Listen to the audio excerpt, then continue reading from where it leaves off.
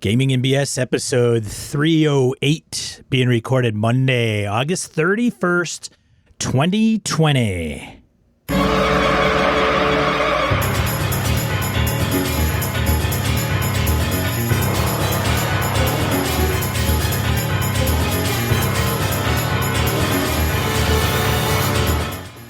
Welcome to Gaming and BS, a tabletop RPG podcast. I'm Sean. I'm Brett. Welcome to the show, folks. Welcome back.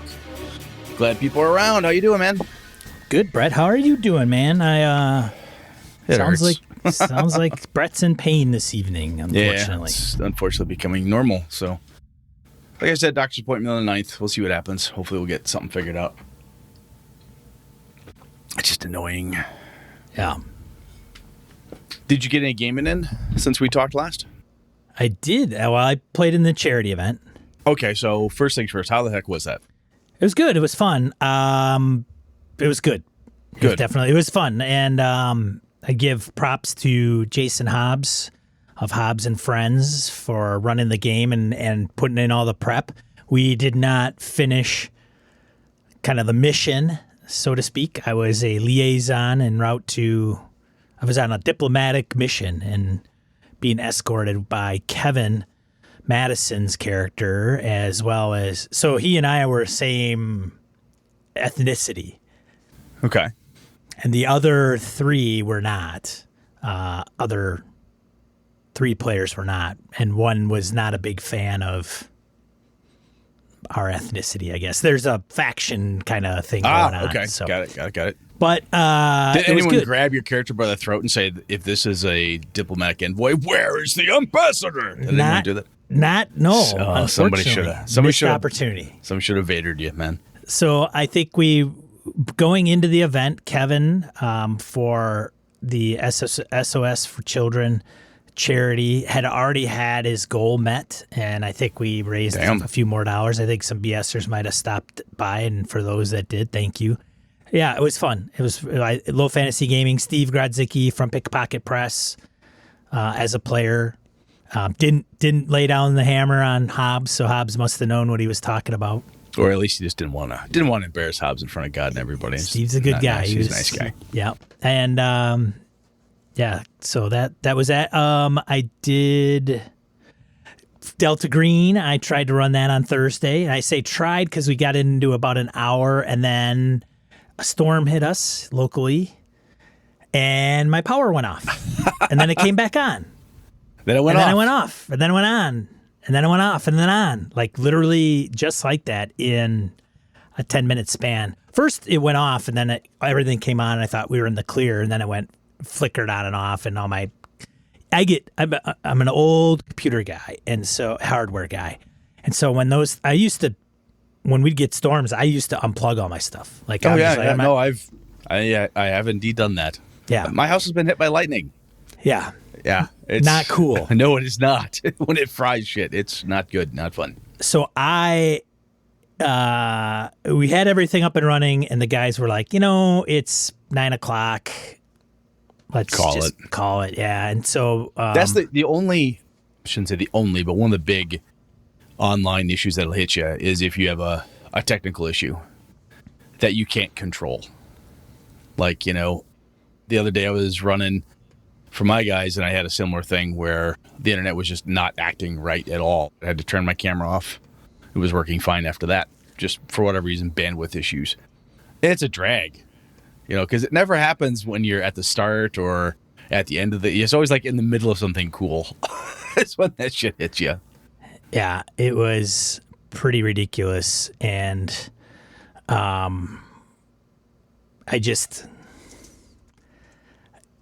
so Hobbs and Harrigan and us, we just kind of hung loose, and that was kind of it. So that happens. Yeah. My buddy Alpha cracked out his Rage of Demons, which we hadn't played in months and months and months. It got back. Where the hell are we? Oh yeah, Brett's got a new character. How are we gonna do? We fought a Beholder. I was paralyzed twice, turned to stone at the end. Survived. It was very, very touch and go for the party. We got our asses handed to us, but eventually came out on top. It was very, very, very touch and go. It was fun. Nick ran D20 Star Wars on Saturday, and then by the time I got home Sunday, I was a massive pain. I pushed myself too hard. It was stupid of me. I shouldn't have done that. But in addition to that, I ran Middle Earth for my kids, AJ and Lana, last Wednesday, and that went over really well. We had a good time. They're planning out where they're going next. They've been complaining that they just didn't seem to have enough. They needed a warrior boy. They should have made another character. I said, remember the keep you guys took over with the 6 dwarves that live there and have offered to help you?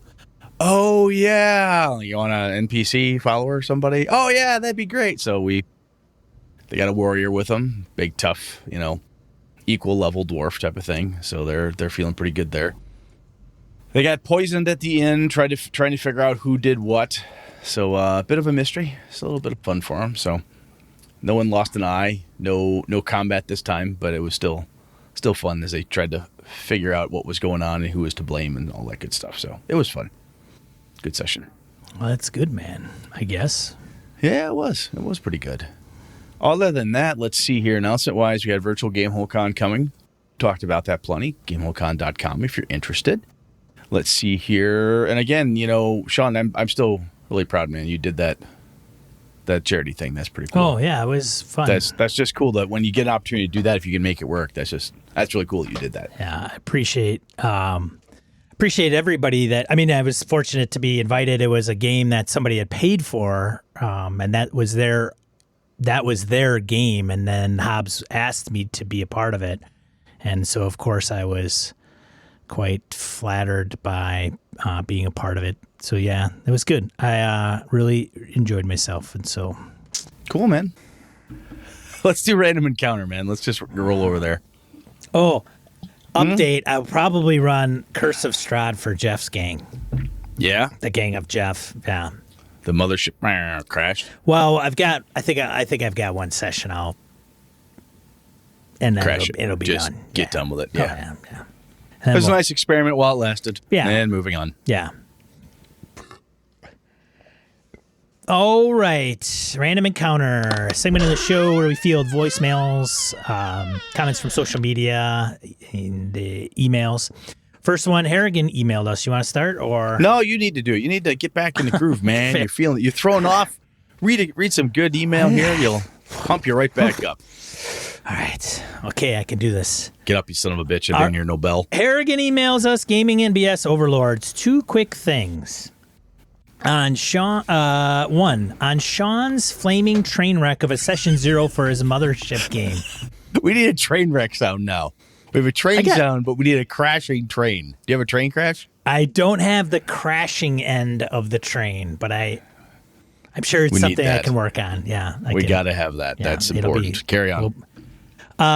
So on one hand, you have Kingdom, Microscope, and the like, highly structured, highly collaborative setting builders that it seems his group dislikes. So during our Delta Green game, when it was done, Harrigan and Hobbs and I were talking, and the episode didn't drop yet, and I was telling Harrigan about my Mothership, Microscope, Kingdom debacle experiment. Yeah. Yes. So this is what he's referencing, everybody. So on the other, there's completely free-form setting generation where no one can agree. Key elements are forgotten about, and the GM can end up running a setting they don't actually enjoy. So that's the hang-up if I did run Kingdom and it was successful. Or we did it. Maybe successful isn't the right word. Idea. Head for the middle ground. Fate and Powered by the Apocalypse games often do this. Provide a bit of structure for setting building, but don't go overboard. Come up with the key points that matter, then provide the players with a few choices for each of them.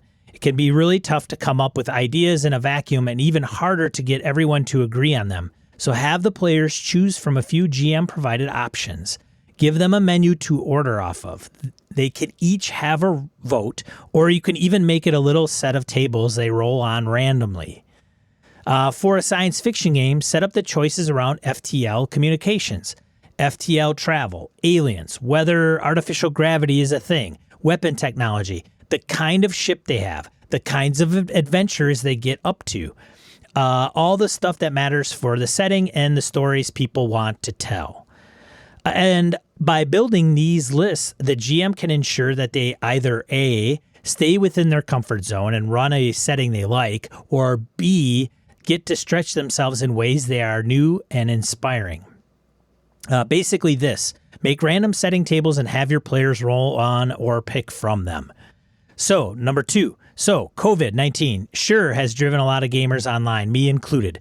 I'd be curious to see what BSers think now about going virtually. Do those who hated it still hate it? Are those who dove in starting to get tired of the format? Might be a neat subtopic, kind of looking at the state of online gaming now that we are about 6 months into this thing. That's all I got. Peace.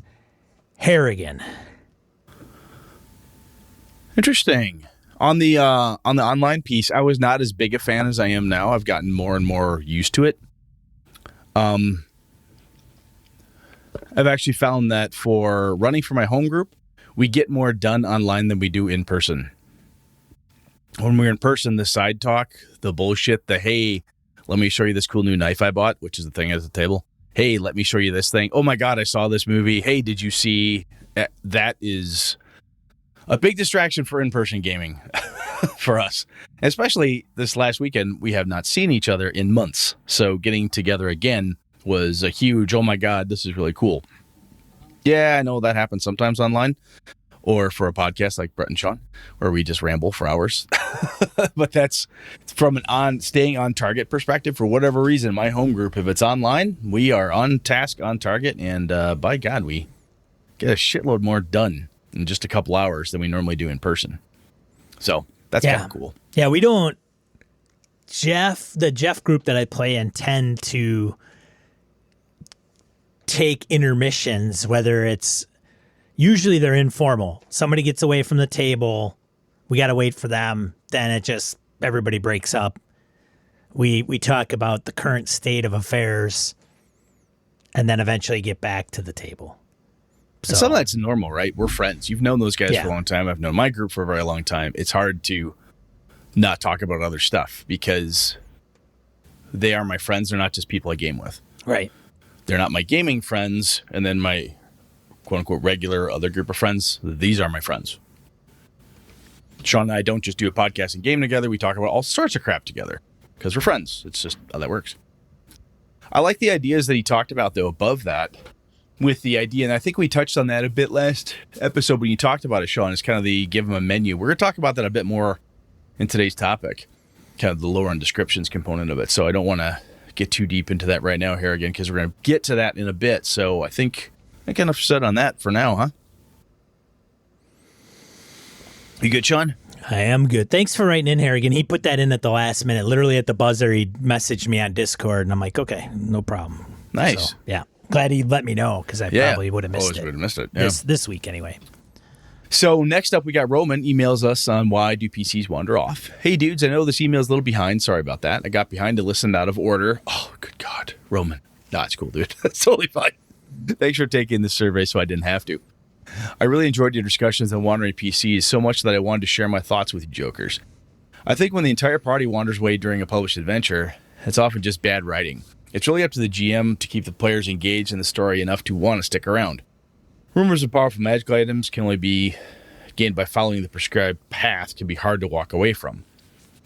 Conversely, when PCs wander away during a homebrew game, it just might be because of the homebrew. Published adventures provide a wonderful linear quality that sure might feel a little railroady sometimes, but at least you know what the hell you're supposed to be doing. Unless you're playing Rage of Demons. That one feels weird to me. Total Brett sidebar. Some of the greatest campaigns our group has played have been a mashup of several different published adventure paths, modules, one-shots, and homebrew adventures set in a homebrew world. The world was always fresh and new, but there were almost always specific goals that we understood.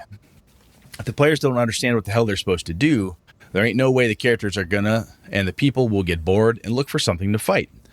Lastly, the thing really irritating kind of wandering off. PCs wandering off alone. I get it. It's a role-playing game.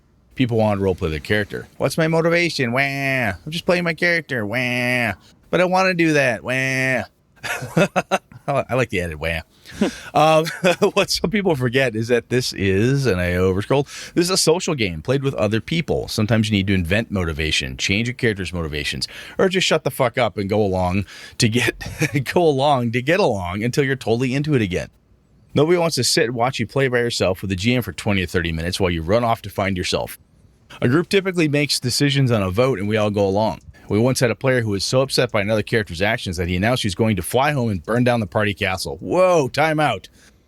When shit like this happens, it's time to take a break from the session and have a serious talk. That player eventually decided to leave the group and the character went off to live in the forest. This is what I imagine happened with Han Solo. His player had to take a leave of absence. His wife had a baby. He sadly moved away. So Han decided to fly off to the sunset instead of joining the rebellion. A couple years later, holy shit, I'm moving back to town. Is there room in the group for me? Hell yes, there's room. We're about to start another sci-fi adventure with our old characters. This time it's supposed to be in the forest with a bunch of teddy bear NPCs. I'm weird. Game on. I like that, Roman. Thanks, man. Yeah, thanks, Roman. It is a social game. And it's not, we've talked about this many times over the years, and it's difficult sometimes for people to understand that it's not always about them. And that sometimes, wow, this session doesn't have a lot for my character to do, or this session isn't enough about the things I like. Well, guess what? There might be 3, 4, 5, 6, 8 other people at the table. So, yeah, I agree. Sometimes you just gotta go with the flow. You're not always gonna get what you want, and doesn't mean you should go around and break the game or try to be disruptive by just quote unquote playing your character and wandering off just to do that type of thing. So, I get it. Yeah. Over to you, Sean. All right. So Isaiah commented on Brett taking the D&D survey. Hey, all, first-time poster. Started listening to the show last year, and the way the hosts highlight the community is affirming and welcoming. The kind of openness and genuine interest that Sean and Brett display are the features of the gaming community that keep me enthusiastic about the hobby. Props to everyone on here for being a positive force. So thanks, man. Referring to the forums, yeah. I started playing RPGs in middle school because I always wished I could do more in the video games I played. When my friend across the street showed me his AD&D books, my mind was blown. I was no longer confined to what was on an NES cartridge. I think wanting to DM was an extension of that. Now I would only be limited by what I could create and what others would play. Thinking about the survey and something that came up on the episode, I hope WotC is planning to expand into virtual tabletop. I would pay good money for an online platform to run 4th edition D&D. The tight design of the combat was a wonderful way for me to experience that video game type experience that attracted me as a kid. Maybe if enough people answer positively about 4E on that survey, I can play it more. I have heard a lot of different folks that are friends of mine that really like 4th edition. You know, as I've said, I only had a chance to play it once. And my short answer is always, it wasn't for me. I think the long answer is much more tedious and boring, has more to do with the group dynamics and other components versus the actual rule set itself. And I believe the original ideas for 4th edition was kind of this codified virtual tabletop type of experience as well. I don't know. I mean, I hear rumors about what is all planned or dreamed around 4th edition, but it never came to fruition. So, yeah, I could definitely see having a really cool online platform with version dedication to it could be kind of fun. Yeah. I think the closest you could get is stuff like, Roll20 or whatever that have certain features, for 5e or whatever it is built into it, but it's still not quite the same. Yeah. So I get what he's saying. For sure. Good stuff. But hey, thanks for listening, and thanks for taking the time to comment, Isaiah. Really appreciate it. Yeah. Thanks for just being a part of the community, Isaiah. And, absolutely. Yeah. All right. So Dominicanian, I think I did that right, posted this in our forums. Not sure if this is the right place, but can y'all do an episode on how to GM for money? How to get that paper? How much to charge? What to expect? And how to run a game on the fly. You sit down as a player and the group makes you GM. You have to use your player keys to run the game. Interesting. I think, Sean, you and I have talked about the whole DM for cash thing, maybe offhandedly. We've never really focused on it. But yes, we can.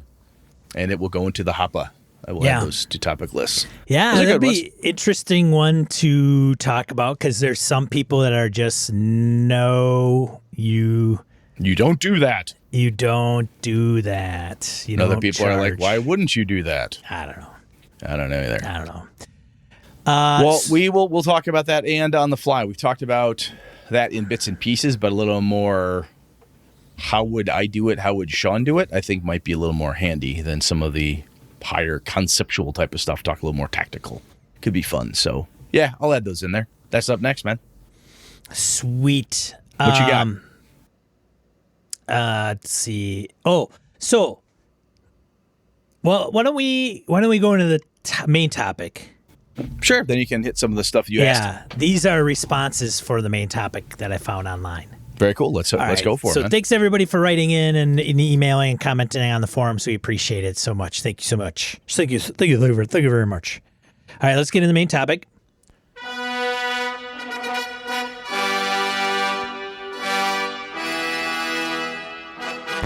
All right, Brett. You ready? I'm ready. All right, Roger Braslett, longtime friend, listener of the show, supporter, all-around good dude.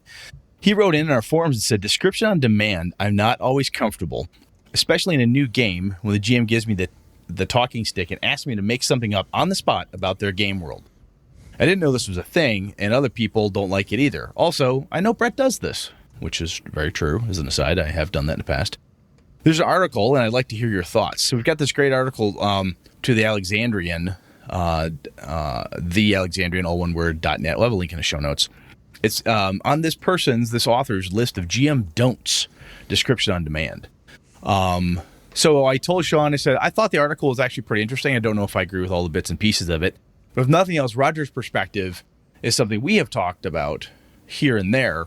And I think let's just have a little more focus on it. So it actually got me thinking back, Sean, to your mothership idea and the kingdom and microscope components. And is that a task? It sounds like your group isn't comfortable doing that. That may not be that type of creativity, because gaming itself is a very creative act as players, whatever. It's kind of, I almost liken it to, hey, I work in oils and someone gives me a slab of marble and a chisel. Not a sculptor, right? If that's not your chosen format, it might be tough.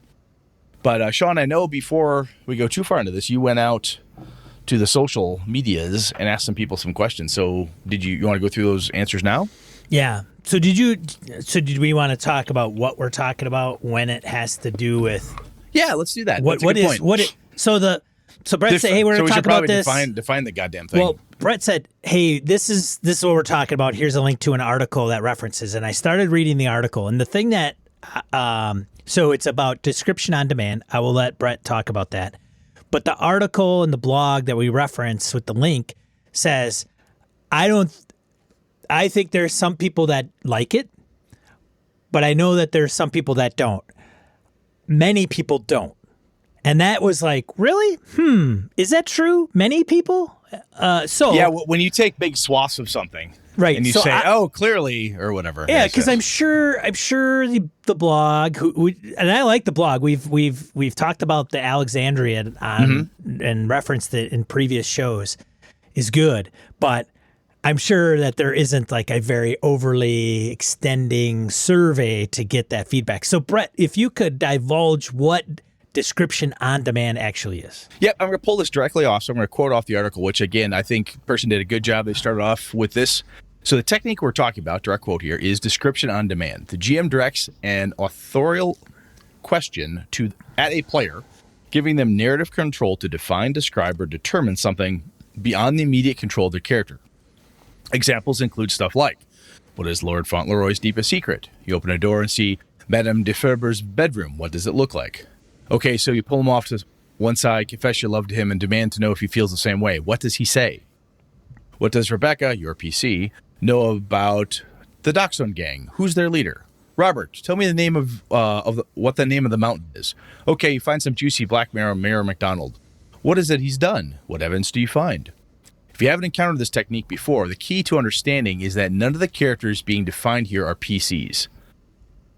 The GM isn't asking Lord Fauntleroy's player what the character's deepest secrets are. They're asking the players to step out of their character and create an element of the game world external to their character, often in direct response to the character taking interest in that element of the game world.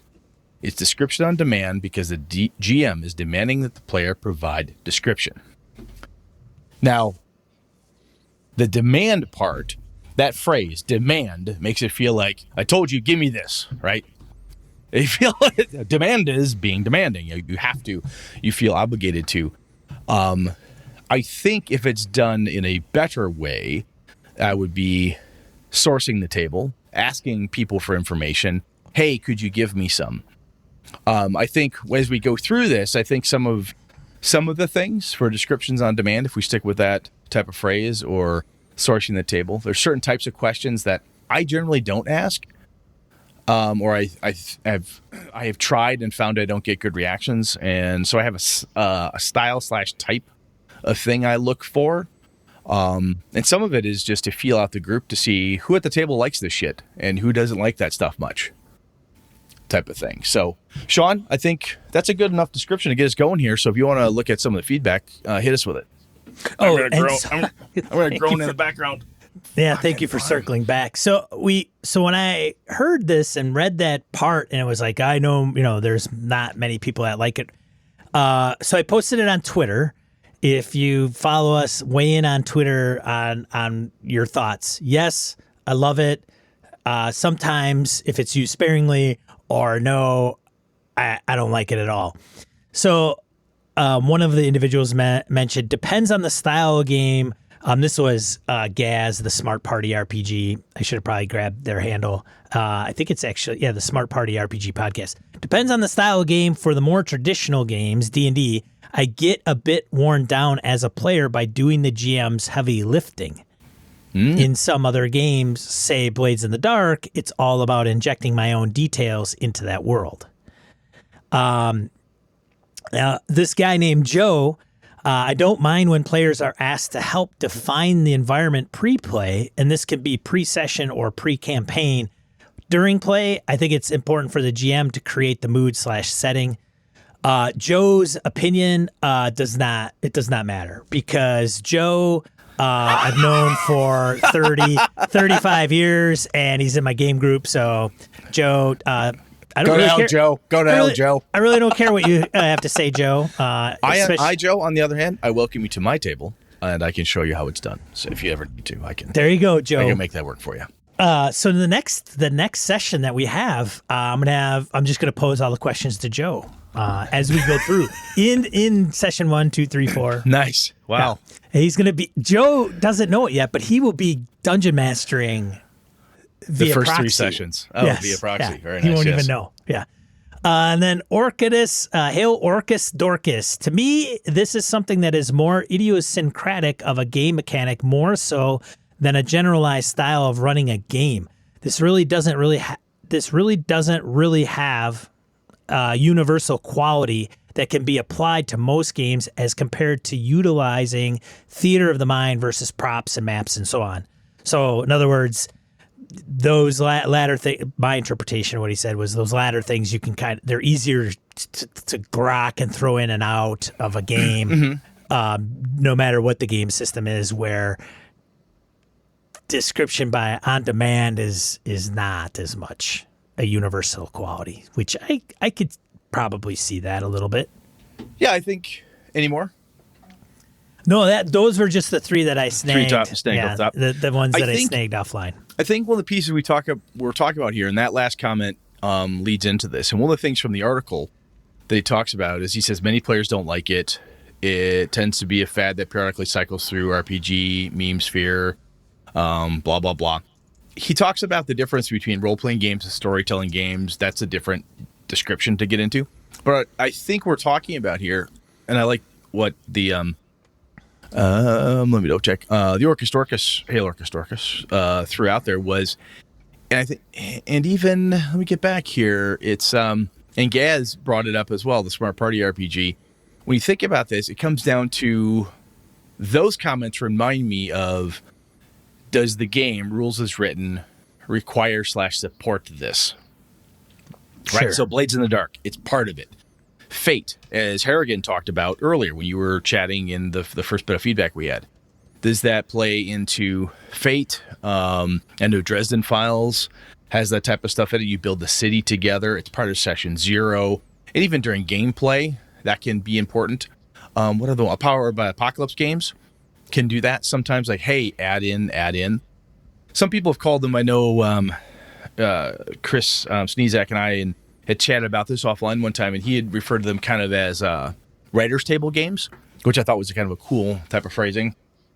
So I think if it's in the game, right, then people sit down and say, oh, this is Blades in the Dark. This is Fate. This is... When you say it's in the game, you mean as a mechanic.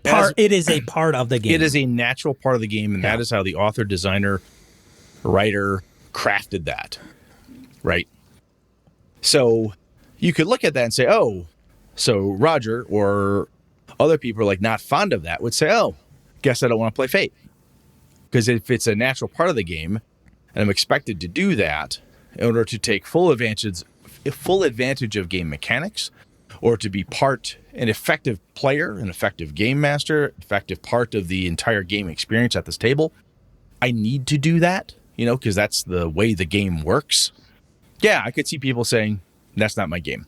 Not for me. On the other hand, what happens, and this is perhaps even another topic, Sean, we're topic building here left and right, but the game master advice type of things that go around, and you and I have talked about this a lot, we often refer to it as sourcing the table, asking people for stuff. When someone says, I want to get in a bar fight, is there a wine bottle on the table? Versus, I grab the wine bottle off the table. Those types of things can be considered description on demand. But we're talking about here very specifically, a very specific piece of it is when I look across my DM screen, my Game Master screen, my Storyteller screen, whatever it is, I go, Roger, what's the name of the baker on the corner of 5th and Main? And he goes, Robert? Okay, Robert. Short guy, heavy guy, fun. What do you like about Robert? And he's like, dude, right? That person, and Roger, you're not here, so I'm just using you as an example, man, so don't take it personally. Whoever you may be, Roger. Roger. So if Roger's like, yeah, this is not fun. Whatever. This isn't my shtick. I don't like doing this. Other players, in my home group, I've gamed with these guys for 20 plus years. So I go, Lenny, I need the name of the baker. Whip, give me. Personality? Thank you. Done. Other folks in my group don't give two shits about that. JR, not his bag. Not going to tell me. I would welcome that. And I'll tell you why. Because if Brett asked me who the baker would be, I'd call him like Finger Nibblebits or something. Yeah, that's another reason not to ask certain people questions. Smart ass. No. Frick. All right, there's a night watchman. He's walking down the street. What's his name? Frack. Yeah, again. He's Frick's brother, Frack. Again, one more reason. Hey, man, you want to open that can of worms, right? Right? Yeah. The shenanigans. Come on, man. The description on demand can of worms looks suspiciously similar to the smart ass can of worms, and you have to be very careful which one you open. I think that Bakery McBaker face. Yes, that's that shit. That shit's got to go. So now the part of it is, if this is your home group and somebody's being a bit of a hoser and they're like, oh, Bakery McBaker face, okay, that's fucking funny, whatever. Thorn, what the? Yeah, exactly. Yeah, whatever. Anyway, G Thorn. So Sean, here's the deal. Yeah, I think when I'm gaming with my home group, I know these folks very well. If I game with people at a con or online that I do not know very well, and I want to ask the question, I have learned, and what I try to do in my tone and approach is, hey, does someone have the name of a baker? I can't think of a name right now. Could someone give me a name of the baker? It's important. And then you go, oh, okay, Sean, if he says Baker McBaker face, go, ha, ha, ha, very funny. Anyone got a better name, like a real name, right? And if you throw it out... Baker McRaker face? No. I'm going to hang up. I swear to God, I'm hanging up on you. See how fun it would be to play with me as a player, Brett, for descriptions on demand? Yeah, yeah. It's like a game of ad libs, man. Adverb? Do you need an adverb? It's Mad Noun? Libs. Mad Libs, you mean, yes. But no. Yes, Mad Libs. So, anyway, I've started to try to ask it to the entire table. When I source the table, I'm not trying to ask just one person. I have found that sometimes you'll get in a groove and you ask one person and, they're going really well. You move to the next person, and you hit someone who just locks up. And maybe that person was really good at this before, insofar as they've always had a good idea or something that they've wanted to do, and they just don't know. And you can say, you know what, it's no big deal. How about we do this instead? I think it's amount of pressure. And by using it as a demand, voicing it as a demand, as the game master, I think is where some of the pressure comes from. And some people, quite frankly, aren't comfortable with much limelight, spotlight anyway. I have played with many people over the years. Whose turn is it? It's, Razlax the Mighty. Razlax the Mighty is played by Fred, and that's what Fred likes to do. What does that mean? Fred rolls dice. He hits monsters. He does his feats. He thinks tactically. He drinks Mountain Dew. Always brings plenty of chips. Stand-up dude. Good player. He's not a showman. He's not a bard. He's not going to be anything but Razlax the Warrior. That's his guy. Okay, that's fine. And you can't punish those folks, right? By, putting them on the spot. Even if you're like, well, there's no experience points in it. I just want people to feel part of it. That person does not care. That's not of interest to them. I think those folks would be better suited, in my opinion, and Sean, you tell me what you think here, in a session 0, where you said, hey, I was thinking about running a D&D game in Greyhawk. Modiphius is 2D20 Conan for something different, fantasy-wise. Or I was thinking about pulling out an old D6 Star Wars for the next campaign. What do you guys think? I think those are the opportunities for folks like Fred, who like to play Razlax the Mighty, to make their opinions, and they can speak out about what the script, they start to say what they like to describe, right? You know what? Sci-fi game sounds like fun. I'd like to play Star Wars. Cool. He will play whatever he likes to play in Star Wars, demanding from him later on, hey, Fred, which planet are we starting on? It's not Fred's deal. He wants you to tell him, where are we starting? Or someone else in the group says where they're starting. So, Sean, does that make sense to you, what I'm laying down here? Does that whole kind of, instead of like demanding it from one person, sourcing the table as a whole, asking different people, so if you have people who like it, they can engage in that way? It does, but my fear would be that somebody that doesn't like it At for all? the whole table. Yeah, like, Great. So who's in charge? oh yeah, all right. So it's I've the heard that the Brett and Lenny game. Okay, that's cool. Yeah, you and I have know? heard that argument, right? You're like, who's in charge then? Well, Right? I thought the game master was running the game. Yeah. Well, Yeah, sure. Uh-huh. I've heard that argument. Yeah. I think this might be very well, if you're going to play a game where this is built in, Fate, or something like that, then people know, hey, this is what I'm signing up for. That's what it's going to be. Well, that's fair. And if it's a session 0 about a D&D game or a Star Wars game, or a game that this isn't built in mechanically, I think that's a session 0 thing that we as game masters, or even players, get to say, hey, I like to do this. I like to source the table in this way. Is that okay with you guys? Again, I'm lucky. I've been with my group for well over 20 years. I know what these folks like and don't like in most cases. Works fine 99% of the time. Every once in a while, I want to strangle them. But hey, that's because I've known these guys for over 20 years. And every once in a while, we all want to strangle each other. But if I've just met a group, I think this might be one of those questions we ask. And as a player, if the DM isn't asking you that, you can raise your hand and say, hey, I kind of like doing that. Is that something you guys all like or no? If nothing else, if that is the thing you really, really enjoy, and you'll feel unfulfilled at the table if you're never allowed to do that. And I think you have to take a hard look at that, because I have talked to folks over the years at cons and stuff who really enjoy the hell out of it. They like being able to say, oh, I know that baker. He grew up down the street from me. We've known each other since high school. They love adding that extra bit and piece to it.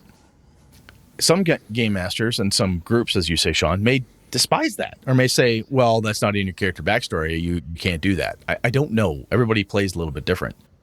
But if you're with a new group, you're having a session 0 conversation, that might be a piece. Or if it doesn't come up and you do interject, or the game master does ask, be prepared to have it fall flat, where the group is like, we don't necessarily like doing that, or whatever, and don't take it personally. It's just not the thing the group likes. Move on. Or the player tries to interject, the game master says, I really want to do that, blah, blah, blah. It's not, no one's trying to wreck your fun. You just are trying to have a type of fun at this table with this group of players that may not all grok or totally enjoy that thing you're trying to do. So I guess I can see cool things about it, but I can definitely see why it's important to not use it as a honest-to-God demand. You get someone like Roger Braslett who's not fond of it, my buddy JR who doesn't like it. I've known other people. I tried this during a vampire game the first time I was running with my friend Tabby, and she was like, no. I was not. It just kind of ground to a halt. After a while, after literally a year of real-time gaming, she's like, oh, I got an idea. She warmed up to it and changed her mind. What? And no one minded that other people were doing it. It just wasn't something she was comfortable with. She did not feel creative. Change your mind. You can't start playing a particular way, and then you get, as a game master, acclimated to your players and what they like and what they don't like, and then have a player change all that crap. No, not allowed. Well, maybe. I don't know. Yeah, it's like the game master showing up to a D&D group and trying to make them play Mothership. What kind of fucker does that? Or it's like, hey, I'm going to take you through Curse of Strahd, and then all of a sudden, hey, it's Rise of the Rune, or it's Rifts. We're going to go through Rifts. Surprise. Bait and switch, bitches. Here we go. I created all your characters in Rifts so that now you can cross over into different worlds like we planned. Mega damage. What? I don't understand. I don't know. But I do think that it is kind of, it's not a fad. I don't think fad is too strong. It's too condescending and negative. I think the desire to source the table, it comes from a number of different things. Who has narrative control? We've talked about that many times in the past. And some of it, for me, is when I'm trying to source the table, I want involvement from the players. I personally do not feel comfortable asking the players to give me critical plot information of something that if I'm already running, like I'm running this thing and I know the ending of the story, I kind of know who the bad guy is, how it might end up, what the big plan is at the end. When I say ending, oh, this is what's going down, we're heading in that direction. I don't mind some of the players jumping in, giving certain bits and pieces, but I am not a fan of, now I have to redesign, rethink everything because I asked you a question and you took it way somewhere different than I wanted it to go. Which is where I think no is still a powerful tool. Bodie McBoatface is a bad name. The answer is no. But what if that's his real name? No. You don't know a Bodie McBoatface? I know a boat named Bodie McBoatface, but I do not know a man named Bodie McBoatface. But, Well, that's the thing, and you kind of answered the question I was going to bring up is what?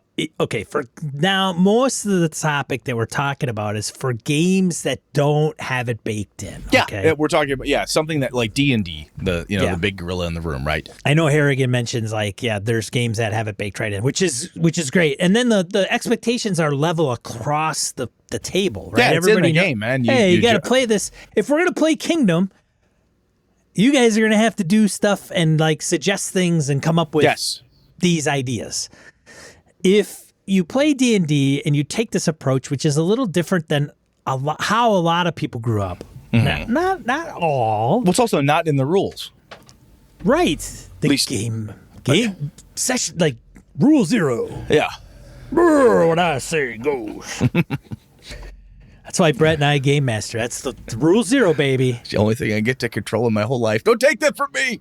Yep. Sorry. I'm gonna rule 0 everything. But why would you do that as a game master in a game that it doesn't facilitate? It doesn't have a mechanic to it. And it doesn't have a mechanic, yeah. And you mentioned like, well, you want player interaction. So the root cause is not, so the cause and effect thing, if you were to look at it as, well, I want to make sure my players are engaged and I want them to kind of get sucked into things. And that is one method of doing it. Then you also have to go, well, if you did it a different way or you're running a game and it's not that way, and that's why you're trying to implement it, then what's the problem? Yeah, so for me, some of it is as simple as I literally cannot always come up with names. And just saying the blacksmith, the rope maker is boring. And when I'm running like my Pathfinder game for my home group, they wanted to use Pathfinder and Avalon, which is fine. I've done it before. And it's their neighborhood. When we talked about it, I said, look, in order for me to help make this be your neighborhood so that you guys understand it and you know all the bits and pieces, do you guys mind if I ask you, give me some names? They're like, oh, yeah, sure, we can help you out. Cool, thanks. Like, hey, what about this person, this person? I like the name of these kind of people, which are key folks who I think you're going to talk to. Oh, somebody who sells leather goods, the innkeeper, the this, the this, the this. Cool, thanks, guys, move on. I had some names I gave them, and I'm like, hey, I could really use some help to fill out the rest of it. And when I come along, it's a big goddamn city with lots of different NPCs. So we'll introduce someone, and Zave will look at me and say, are they from the neighborhood? Yes. How do I know them, Brett? And I'll say, well, he's a priest of Odin. I'm like, well, he's been to a couple of your services, is blah, blah, blah. Come up with something on the off the top of my head. Lenny or Nick, on the other hand, if I said, hey, Nick, you meet this person. He'd say, is he from the neighborhood? Yes. Do I know him from the church? Nick asked the question in the opposite direction, right? He asked me leading questions to get me more. He asked more Game Master questions back to me, right? Instead of asking me to tell him all the detail behind it, what Nick does is he says, do I know him from the church? Is he a regular parishioner? Do his parents go? Okay, cool, good. I got a pretty good idea who he is. And that's fine. He helps to build the NPC by asking questions back to me. The results are effectively very, very similar in that they both have asked me, do I know him? Because we're trying to build a neighborhood together of people we may or may not know. Is it conspicuous that somebody who isn't from the neighborhood is at the church today? So on and so forth. The way they're asking it is different, and that's fine. There's just two different ways to get at a similar thing. Zave is more comfortable with me giving him the details, asking certain questions and having me answer them, where Nick wants to turn it around and say, this is how I think it works. Tell me where I'm wrong. Tell me where I'm wrong or if it doesn't fit. Right. So does that make sense, Sean? Yes. Yes. Did you follow that at all? Or yeah, no, it does make sense. But I also, okay, so aside from, okay, I'm going to implement this and then I'm going to do it. And then somebody's like, I really don't like this. Mm-hmm. Side effects. Of people not liking it? Well, not necessarily people not liking it, but trying it and doing it. So what are the adverse effects that could come from it other than your players not jiving with it? And I would say it gets into Brett, he's presenting Sir Charles the Baker, not the baker. So since it's Sir Charles the Baker, obviously that person's important. Or, hey, this person needs a name or whatever. Like there's this weird latching onto things with certain connotations in RPGs. Like, if it's not, hey, why are you asking this person's name? Well, I want to know. Like it's probably important. No, it's not. Like you're going down the wrong rabbit hole. Right? Yeah, so if the Game Master names a thing, there can be more importance sometimes. Right. Versus if the player names a thing. Well, maybe it could be either or. Yep. Yeah. But you know what I'm saying? It's like in Dungeon World, everybody is supposed to name everything, right? Like it's this immersive thing and all that's good. But, sometimes a person walking down the street is just a person walking down the street.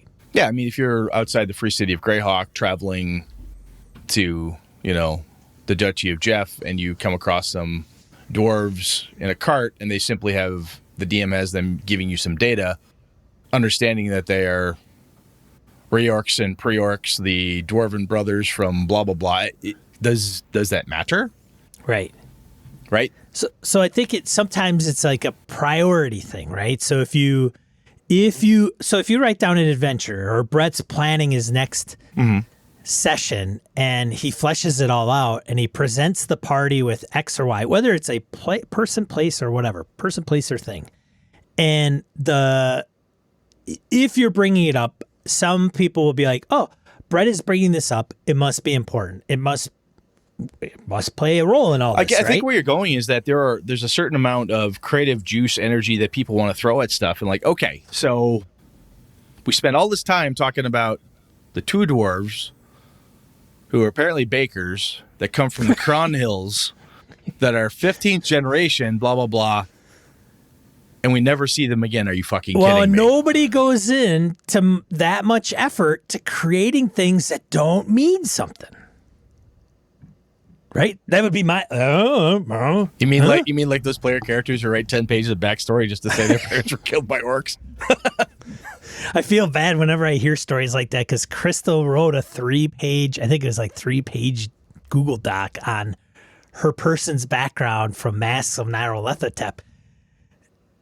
Obviously, very nice. Too much. Like way too much. Like, hey, I'm in this, and so I think Sean, Sean, did you read? Like, I would ask her like questions, like, hey, you're in New York, your parents probably have a place there. She's like, did you even read my background, Sean? Oh, like, because it would be in there. Like, I have a place in New York. Yeah, I'm like, oh God. And every session she would bring it up, and she's like, you still haven't read it? It's session 4. You dick. I'm like, sorry. So I think what you're saying is that it can be overused. Can be the piece here, right? Is that sometimes there's a time and a place, or it can be fun to add some color. But if you name everything all the time, and how deep do you go all the time, right? If it's in a neighborhood, you're like, we're adventuring in this neighborhood in Avalon, and knowing these shopkeepers is critical because we know these people. They're friends of ours, or they're enemies of ours, or whatever the case is. That's important. But if you go too crazy and you know all the dogs and all the cats or whatever, yeah, you can overuse almost any tool, right? If all you have is a hammer and everything starts to look like a nail. This isn't the be-all and end-all of involving your players and getting them to contribute to the setting. Right? It's not the only way to do it. And I think you are right, Sean, that there can be such... If we're spending time doing this thing, it damn well better be important. I can see that concern or some blowback. And some people may say, oh, I've never experienced that. But I have. I've seen that happen. Where people are like, look, we're spending all this time talking to this bartender, and there's clearly nothing to gain out of it. You're wasting our time, so-and-so. Let's go. You know? Any other problems you can see? Is that what you were getting at, Sean, or am I totally misreading you? Yeah. Okay. No, that's exactly what I was getting at was, if you're having everything kind of sourced, right? Crowdsourced, then it's, I don't know. Sometimes little is better. It doesn't, and I should talk. Like Hobbs and Harrigan are probably laughing their ass off because when I run Delta Green, they go to a storage shed, and I describe the storage shed, and they go in, and it's like, okay, there's a person, blah, blah, blah, and there's this desk, and then behind the desk, there's a table, and there's a person sitting in a chair, and they're playing, like they're looking at their TV, and they got something in their hand, they're flipping it and clicking it, and it looks like some kind of video game console. It looks like NBA jams on the TV, and they're like, what? Do I care? Stop. Well, they're just like, I know Hobbs, he's like, too much, man. Like, what are you doing? So, but I want to get into, I don't want to necessarily get into it, but I want to make sure sometimes what I get into, and this may be off on a tangent, is there's well, you didn't say that, or you didn't tell me that, or I didn't know that was there, or whatever. And so sometimes when I get into those like robust descriptions, it's to make sure that they understand kind of the environment that they can play in. Well, the other piece that I think can be a negative for description on demand, apart from the term demand, which I still don't find too keen, is if you're not, you as a player are not, I've read one Dresden book, and I read it over 10 years ago. So if I'm going to play Dresden with you, you say, hey, Brett, what's the name of this or that? I have no clue. Oh, you said you read the book. Dude, I told you I read it 10 years ago. I am not a good person to get the feel of this. I've never played Call of Cthulhu before. Never played Delta Green before. And then you try to get me to help you source a feeling or source something like this. I have no idea. You know, I feel like I'm out of my depth already a little bit here because I don't know the setting very well. Right? Yeah. In Star Wars games, I'm not a good person to pick names. I don't know what a Star Wars sounding name is. I always lock up. I like Brett. You could have used Brett. I probably could have, but I just locked. Could have called him Treb. Could have. Yeah, could have. But Treb's I lock good. up on that stuff. You know, it just doesn't. If someone were to say, "Hey, you see someone behind the bar? Is he? What kind of Star Wars character is he? What planet is he from?" I got nothing. This is not a Twi'lek, and a Wookiee. An Ewok? Sure, he's an Ewok. A Jawa, and I'm done. I'm out. I got nothing. Right. And Well, that's a good point too, Brett, because you're in a world that's not. I mean, you're not if you're not freaking Wayne Lumrunner Humfleet. So yeah, I mean, if you're playing the Forgotten Realms for the first time, and says, "Well, Right. you're here and there," and you're like, "So, what relationship do you have to the Lord of Cormyr?" You're like, "Is Cormyr is that the town, yeah, right. or is that a city, or what's a Cormyr?" Fuck, and you feel like a boob because you're like, "Oh my god, how come I don't know this stuff?" You know, and that's again a piece where I think if you're being asked to do stuff, if the person's not familiar with what's going on, they're there to play, they're eager, they want to try doing something different with you. Like, wow, I've never played Warhammer before. Let's see how this goes. And you say, so is this person, do you think they're, well, there's an elf behind the bar. And we're, there's no elves in the Reich, blah, blah, blah, blah, blah. Well, how do I know? I just got here. You know, I just sat down to play. I don't know that. You told me they're elves, dwarves, and halflings. I thought being an elf would be cool. I'm sorry. You know, and people could feel foolish. And I think that the other part of the on-demand component is that when you see if it is working, it's going well, and you turn to that one person and they lock up. And they're like, I don't know. I'm just not comfortable. They don't like it. I said, that's cool. Anybody else have an idea? Cool. How about we go with that? That sounds great. Not me, man. I'd be sitting there like this. You stare at them. Yeah. That's when you pull out the 45, lay it on the table, cock the Audience hammer. participation, people. Come on. Come on. Work with me, people. That's when you take the hot lamp, you just turn it on them and make everyone stand up and stare down at them as they sit. Yeah. Hey, everybody. It's Brett's turn to come up with the name of the tavern. Whenever you're ready, Brett. Yeah, we all like to play, except for Yeah. Brett, who can't name a fucking tavern. What's wrong with that guy? It's a tavern, Brett. There's no like ethnicity or weird spelling to it. How hard is this? Come on. No, but seriously, though, I think some people just flat don't like that. That pressure can be a lot. Some people don't like the pressure because they don't like speaking in front of people. They don't like being put on the spot. Some people, you talked about one of your friends does investigations and stuff kind of for a living. Doesn't want Jeff to. does, Yeah. I mean, there's certain things that Jeff was like, look, I'd rather kill stuff and take their loot because it's just more relaxing to me than some of this other stuff. Right. It depends what you do for a living. Sometimes people are like, look, I don't want to be in charge today. I'm in charge all day. Somebody else run the group right now. I don't want a game master or whatever the case is. And that's another component is some people don't, your game master who's now behind the screen, or excuse me, in front of the screen, sometimes she's like, look, I don't want to game master, so please don't ask me to do game mastery type stuff. Don't give me the author type authority because I really don't want it.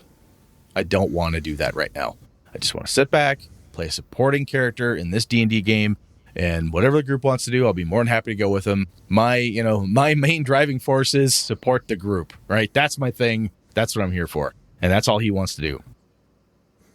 We need to take this stuff every time we ask a question to the audience, we need to put it in a survey, like a book, and go, here, you have to ask everybody sits down and you complete this Every big session questionnaire. 0 is a huge. Every session 0 Is is a an monster. SAT. No, it's a standardized test. Yeah. Little dots, you fill them in, but they all have these questions. So when you're done, you're like, hey, I think I know. Hey, I think I know. Which is where Sean gets to. You can't change your mind. This is it. Final answer? Good, because that's all. Yeah. I mean, hey, you answered all these questions. We've talked about that with session 0 before too, where that's not a guarantee of the perfect game, right? And we will throw this out, and I've heard this from other podcasts. That's this good session 0 thing. That should, quote unquote, be asking people all the time. But sometimes you're going to try something. Like, hey, I like that description on demand, or I want to source the table more. Man, I think that'd be fun. I think my group would really get it. And you try it, and it just lands like a rock. You're like, wow, nobody likes that. All right, I'll stop doing it. Or I'll bring it back up and say, hey, I thought this would be kind of cool, guys. Do you mind? Do you want to try it? Yeah, sure, I guess. I just don't want to do the game master job. And how come you can't create? Ha, ha, ha. Sometimes I have a hard time kind of putting names. Can you guys help me at least with names? Yeah, sure, we can do that. Bodie McBoatface, you're out. Okay, you. What's his name? You know? But, I mean, you're not going to get every pre-notion set up, every bumper boundary for this type of thing. But if it's built into the game system, much less problem, because you go, hey, look, you see these rules? This is what we're using, and it's right here. But if you're adding this in to a system that doesn't have a mechanic for it or something, it is worth saying, hey, I like to do this. I want to reach out and ask, Roger, could you give me a name of the baker? Could you give me a name of the pilot? Could you do this? Or if you don't want to put someone on the spot, just say, I'm stuck for, does anyone have, can anyone give me? And it's out to the whole group, and not one person is stuck. So sometimes that helps. Roger, I don't know if we hit that all, man, but that's kind of what I'm thinking. Sean, you got any more you want to throw on this? No, I don't want to. No. Nope. Do you do it, and how much, I think is the question. Yeah, do you do it, and do you use this type of table sourcing with systems that don't require it, or it's not built into them? Do you do this as an add-on? If you do it successfully, how do you do it? And if it's fallen, or you've had bad instances of it, share, because so we can all learn from the good and the bad. So it's all good stuff. Yeah. Shall we? We shall. Let's get into die roll. Cool. Die roll 2d4 miscellaneous points of gaming and geekery we want to share with you. All right, first one. Wizards of the Coast to release DM screen wilderness kit. So if you're playing 5e and you need another Dungeon Master screen, I think what I'm going to do, I think I'm going to buy all the DM screens that they release for 5e. Yeah. And I'm going to tape them all together. Just make a wall. And I don't know if I'll tape them like end to end. No, one on top of the other. One on top? Yeah. But all three, what is it, three or it's a four panel yeah. usually. Yeah. So 4 panel, let's see how high I can get it. You could do it old school. This was the thing that Gary and the guys used to do, is they would actually, their stories where Gary Gygax and Dave Arneson would actually play, their body would be completely hidden. Oh yeah, I remember Gary doing it behind the filing cabinet or whatever. Yeah. We It's something about the Wizard of Oz. We need to and bring all that back. Bring it back behind Game Master screen. You lead the charge. I'll be right behind I'll be you. just like, okay, give me a roll. Okay, What? right? What? Right? Hold on a second. Okay, give me a roll, Brett. Brett, what'd you roll? I got a 5. You roll a 5? Hold on a second. All right, Brett, I think, let's see. Hold on a second. I think you got to use miniatures at the same time so you can't see the fucking table. Okay, you missed. All things told, though, the Game Master screen, it looks cool. I'd be interested to see what's on the inside of it. And I like a good wilderness adventure. It does come with more than just the GM screen. It comes with erasable. Yeah, 5 dry erase sheets, 27 cards, keeping track conditions, initiative, environmental effects, all that good stuff. So, neat. Yeah. Hey, for your favorite hex crawl. Yeah. Next one, X-Crawl Classics. Beta test rules are going to be out in time for Bride of Cyclops Con. Okay. Bride of CyclopsCon. So if you're not familiar with Xcrawl, why? And if you aren't, you should be. It's a competitive tournament style play. Yeah, tournament style play. And I think it's DCC rules. I think Classics. It might be. Yeah. And if you don't know what Bride of CyclopsCon is, well, that's the next one. Bride of CyclopsCon, which is October 16th to the 18th online, which is by Goodman Games. So a lot of Mutant Crawl Classics and DCC. And if you're a DCC fan, you probably already know this. Next one. Twitter user Megan Lynn FTW. I'll have it spelled out and I'll link in the die roll. But she posted a thread about Blades in the Dark, which I found pretty intriguing. Apparently, she does this every once in a while for a game that she's playing. So it's just this long thread. If you get Thread Reader app, it puts it all on one page. I'll have a link to the Thread Reader app that brought it all together that talks about Blades in the Dark, which I thought was kind of interesting. I still like. I do want to play that game. I don't. Scum and Villainy, man. That's what I have, and I'd like to run that. But I'd like those games. I like to play in first, that somebody knows what the hell they're doing. Yeah, get the feel of it. Yeah, and then go, oh, that makes so much more sense. And then I can read it and go, oh, okay. It's the way I learn, people. Last one coming September 7th, 2020. Star System. Star System Epic Space Fantasy Role-Playing Supplements by Adamant Entertainment. Apparently, former West End Games editors that are involved in this. So they say if you like West End Star Wars, then some of the folks that worked on that game are involved in this, including our very own friend and supporter, Wayne Lumrunner Humfleet, also known as Mr. Star Wars in some circles. So if you follow Lumrunner, I asked them, like, okay, great, man. Where do people go for this thing? Is there a Kickstarter? Is there a store? Is there a website? Drive-through. It's coming on drive-through. There is no drive-through presence. Yeah, not yet. So this is the prequel to the coming attraction, right? So you heard it here first, type of thing. It's coming September 7th. We're tight with Wayne. He'll give us links. We'll share. Yeah. We'll share, most definitely. This could be cool though. This is neat. Hey, and they do have a website. Mm-hmm. Hey, put it up on your website. Just saying. Just saying. There you go. Put it there. Just a hint. I don't know. I'm not a marketing guy, but just saying. But I play one on TV. Okay. I'll put one. Yeah, play one. I play one in a role-playing game. Otherwise, that is it for this episode of Gaming BS, because we can't stream worth a shit, and it's always going to have a problem because if the minute we do it right, we have to call it a different show. Exactly. All right. What are we talking about next week, We're going to Brett, talk man? about how easy wins have value. We're going to chat through that, so we'll get the notes set. Easy wins have value. Yes. Yeah. Not wins as in... No. W-I-N. Wins as in... We won. Yes. I'm winning. Ba, ba, ba. I'm winning. Ba, ba, ba. Now this pain makes you less tolerable. I'm winning.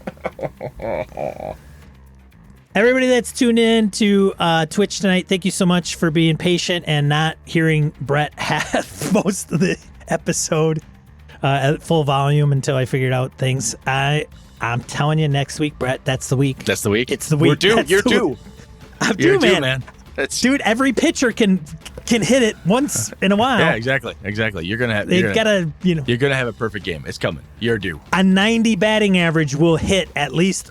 Yeah, you're due. 1/10 of the time a season or whatever that is. Agreed. All right. Everybody, thanks for tuning in on Discord. Everybody that watches us on YouTube, be sure to subscribe and hit like. Otherwise, I'm one of your hosts, Sean. And I'm Brett. Good night and good game and all. This episode of Gaming and BS brought to you with the help from the following producers: Graham Miner, Corey Wynn, Brett Pazinski, Harrigan, Hoos Carl, Andy Olson, Ghost GM, Brian Rumble, John Kayward, Eric Salzuito, Curtis Hinson, Jeff Goad, Mark Sohm, Howard Bishop, Jay Plata Sky, CW Mellencamp, Melissa Bashinsky, Pure Mongrel, Jim Fitzpatrick, Angus, Roger Braslett, Jim Ingram, Mark Tasaka, Phil McClory, Wayne Humphrey, Stefan Dragonspawn, Old Scoozer Roleplaying, The Duke in Purple, Jared Rasher, Andy Hall, Jason Hobbs, Old School DM, Ray Otis, George Sedgwick, Tony Sugarloaf Baker, Thomas Hook, Mark Richmond, Eric Tavola, Robert Nemeth, Corey Gonzalez, Niall Diamond, Eric Frankhouse, Larry Hout, Jason Weeb, Laramie Wall, Craig, David F. Baylog, Henry Newcomb, Mike S. Jr., Perry Basor, Daniel Garrett, Eric Avia, Dollar Adventure Frameworks, Jeff Seifert, Rory Weston, Ron Bishop, Craig Huber, Dan LaValle, Chris Steele, Chad Glayman, Adam Grotjohn, Ed Nyes, Josh Wallace, Michael Dino, Smirko Froelich, Rick Chwishan, and Joe Swick. Hey BSers, do you run games? Wondering what your players think of your own game, but don't want to ask them directly? Have them pull up our show in their podcatcher of choice, listen to an episode, and get their feedback on the episode. Might give you some insight to what they're thinking as far as different playstyles. You never know. Thanks, BSers. This has been a Litterbox Studio production.